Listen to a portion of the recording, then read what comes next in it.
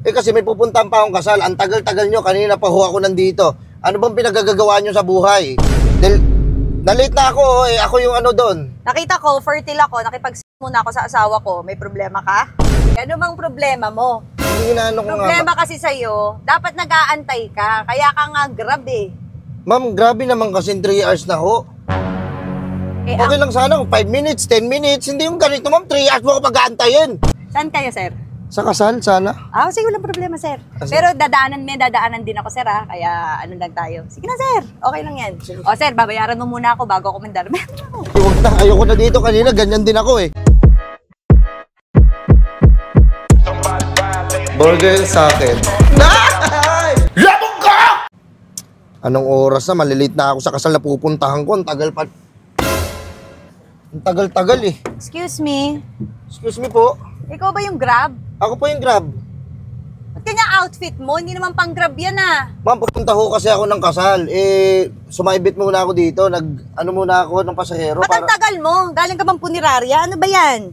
Hindi ho, eh. Kanina pa ho ako nandito. Eh, kasi may pupuntahan pa akong kasal. Ang tagal-tagal nyo. Kanina pa ho ako nandito. Ano bang pinagagagawa nyo sa buhay? Na-late na ako eh. Ako yung ano doon. Nakita ko, fertile ako, muna ako sa asawa ko. May problema ka? Hindi dapat, gabi nyo ginagawa yan. Hindi yung... Ay, ngayon pumutok. Anong mangyayari? Gabi pa namin ginawa. Ngayon lang natapos. Saan ka? Alam ka namang... Ano ba yan? Inuumaga kayo ng hugot. Wala tayong magagawa. Ganun talaga. Hindi sana ma'am, nagpahatid kayo sa kanya. Hindi yung ako pa yung aabalahin nyo ma'am. Dahil ako na-late na ako sa trabaho ko. Paano ihahatid? Eh di naging... Gusto mo pa makakita ng porno.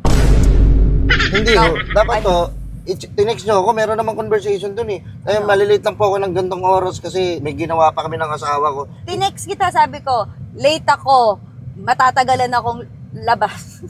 Sabi mo. Sabi, matatagal akong lumabas. Kaya nga, diba ano sabi ko dun?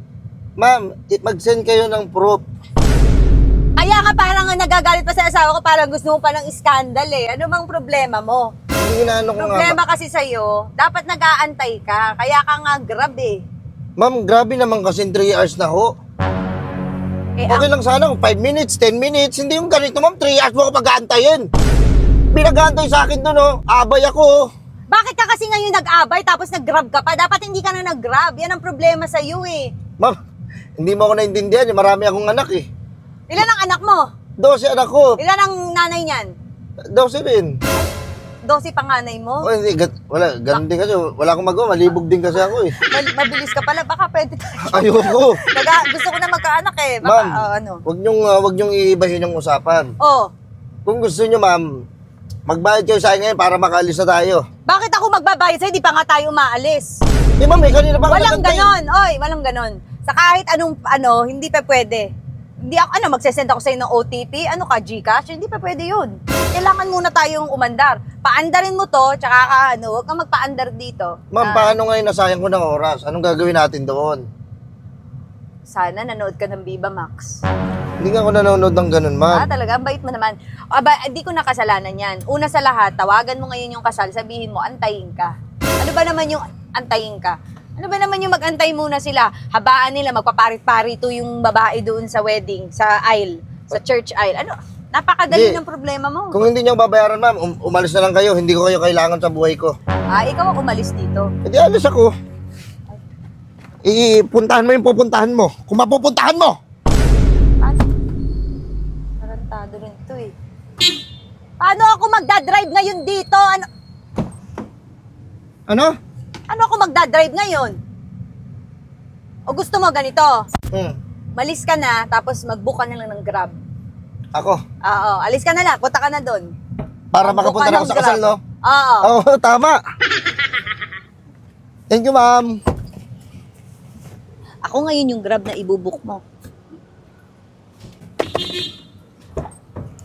Sir, Grab? Ito pa ba yung Grab? Oo. Saan kayo, sir?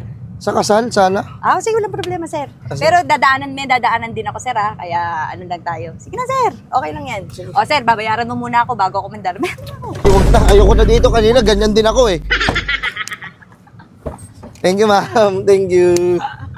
Alex J!